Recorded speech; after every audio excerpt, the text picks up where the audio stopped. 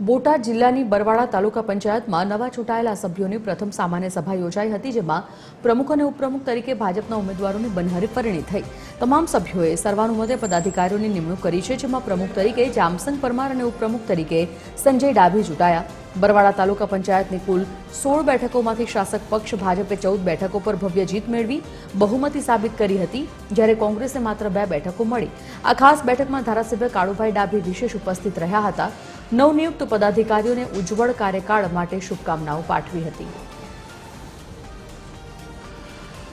તાલુકા પંચાયત અને જિલ્લા પંચાયતની અંદર પ્રમુખ ઉપપ્રમુખની વરણી માટેની આજ બરવાડા તાલુકાની અંદર બેઠક હતી।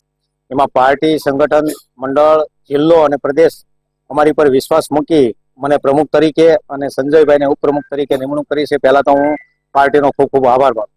સરકાર છે, ધારાસભ્ય પણ અમારા સક્રિય છે, સાંસદ પણ અમારે જ્યારે જરૂર પડે ત્યારે સક્રિયતાથી કામ કરતા હોય છે।